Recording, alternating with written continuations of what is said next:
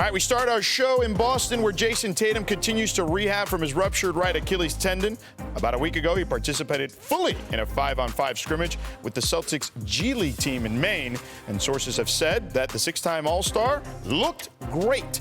He posted on X today saying, "It's now been 40 weeks. I've really grown to appreciate this journey I've been on and allowed time for me to pat myself on the back for showing up every day." Last weekend, his teammate Jaylen Brown spoke about his potential return to the court. He looked good, to be honest. He looks like he's progressing along. He's checking off all the right boxes. Obviously, he needs to, take his time to mentally, spiritually, emotionally make sure everything he feel right before he make any decisions. But in terms of as what I've seen, he looks pretty damn good. All right, welcome in. We're joined here by Ramona Shelburne, senior writer. We got a pair of champions here in Green and Iman Shumpert, and I'm Jorge Sedano in for Malika Andrews. All right, let's get into Jayson Tatum. Ramona, you've been in that situation or dealing with that situation closely. I need to add, though, that he did practice with the Maine G League team, but he didn't have to go to Maine. When you're that big a star, the Maine G League comes to you. So what do you have to say about the latest on Tatum? Look, I know everybody is seeing that the game got flexed into that spot on NBC in the prime time, that there's a documentary the NBC's affiliate out there has been doing on Jayson. So they're connecting dots, okay? But I checked in with Jayson Tatum, and he says, I still have not made a decision on whether or not I am coming back this year. And what can we infer from that? I think he is being truthful in saying that, but I also think that he understands what he said before.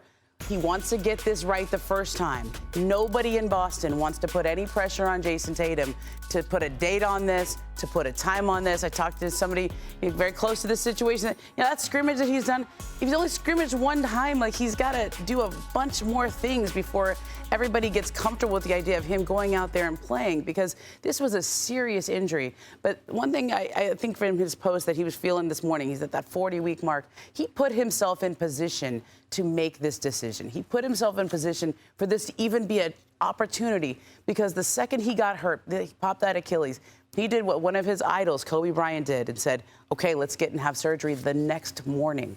That fast forwards your rehab clock, and the procedure he had done, the way he's attacked this rehab, put him in this position to be able to make a decision. And he still hasn't made one yet because of how serious that injury is. But I think the fact that he's trending in that direction, the steps that he's been taking, are a very good sign for him and the Celtics. Yeah, it does help that his name is Jayson Tatum, because not everybody can get in to the operating room that next day. Who didn't pick up your call, Shump Danny? Also, big time Shump could get in there one time. For me, I had to wait like 3 weeks to get my knee done. Call HSS in New York. They looked after me. Thank you, guys. Good for him. But not everybody can get in the very next day. Right. But good for him to get in the next day. He put himself in a great position. Obviously, he's ramping up. He looks good. I think it's great to hear from his teammates, because when you're coming back from injury, you need that support. You need that encouragement. But ultimately, we've had injuries. You need more 5-on-5 and feel comfortable. So getting those reps, you start out with 1-on-1s. You start out with 3-on-3s. Those are difficult. Not as much help defense. 5-on-5, still difficult. Getting your conditioning, your energy down. So he's going to probably need a lot of iterations of that. For me, we talked about it multiple times on this panel, and we talked about it mostly with Shanae, because she's had an Achilles injury. And she says, be patient. Don't rush it. Take your time. But for me, I'm happy for him to get there, but there's no rush, because they are a great group. Are they contenders right now? Yes. But will they win a championship this year with him? I don't see it. I think the chip still stands in the West or one of those other teams. But Jaylen Brown could be making a different case for that. But to me, it's no rush for him to come back right now, because I don't just see them as a championship team just yet. But it'd be cool to see him come back for his own individual challenges to show the world, this is something I can get over. And we saw those notable Achilles injuries there a moment ago. But Iman, let's just play this out. Let's say he does come back. What kind of Jayson Tatum are we going to see? Well, first off, you're going to see a competitor, because the guy's just a competitor, a flat-out competitor. But the good thing about it is Jayson Tatum doesn't have to come back and say, man, I need to be the star I was last year. I don't think anybody in Boston's expecting it. I don't think anybody in New Jersey's going to expect it. We're not going to expect it as fans. What we do need to expect is that when he comes back, he's going to get a roar from the crowd. Whenever he comes back, it's going to be a roar. It's going to be a lot of energy in the stands, on the floor, just because he's back.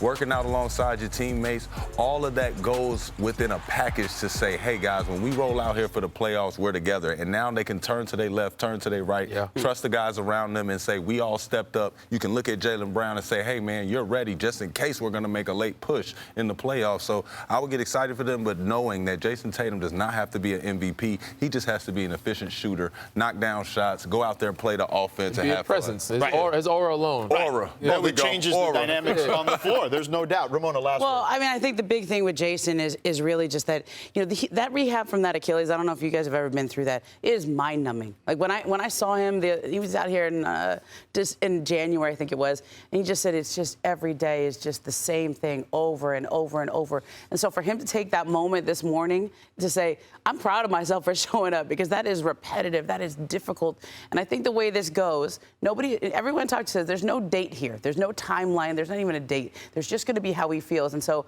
and nobody wants to put pressure on him. So I think the way this goes is when he starts to feel ready, when he starts to get close, we'll just wake up one day. Yeah. And he'll say it's the day. It's time It's to not play. going to be a countdown. Yeah. The Cavs with James Harden are the favorites to win the East, closely followed by the Knicks and Pistons, all ahead of Boston. Danny, who do you think the team to beat is in the East? I know Detroit is number one right now, and they overtook the Thunder right now for number one team in the league. But I would say the New York Knicks. The expectations they've had before coming into the season and even to now and how they've been playing. They won the Cup game.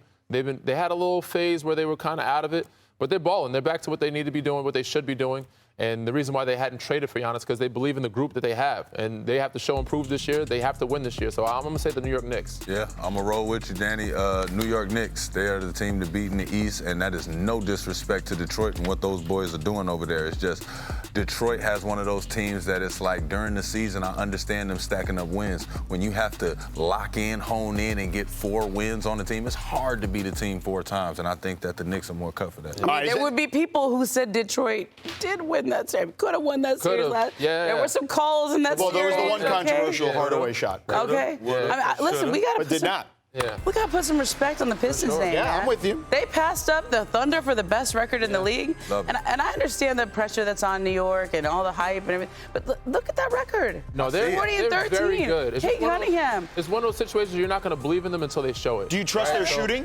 The experience. They did it. They need more seasoning. Okay, see, we had to believe in their experience before they had to do it. So Detroit has to show me that they can do it in the playoffs. If they can do it in the playoffs, of course, then we'll believe. But to me, I think New York has the experience. They have the veterans, so that's why I'm not. But I definitely respect Detroit. Cade has been an ultimate. He's been crazy all year. Clutch player of the year for me. And, he's going to take this team to new levels, but they have to show it in the playoffs. Shump, you're a former Cav. What about the Cavs? I like the Cavs. I like the Cavs. I'm always going to have fun watching the Cavs, but I can't turn away from what I've seen with James Harden in late playoff situations. It's no knock to him. It's just what we expect from him. James Harden is a very, very capable guy, and I want to see him go out swinging. If you're going to go down in the playoffs, go 0 for 30 if you got to go. Yeah. But I don't like to see an unaggressive James Harden, and I've seen it too many times in the playoffs. I know Donovan Mitchell is going to be there to help him along, but I just don't want to see anybody get the big eyes, and then we're surprised. Yeah. Now, listen, I'll say this before we go. Everyone thought the East was not going to be very good this year. It's going to be pretty fun down the stretch. Oh, so for sure. We'll keep an eye on that.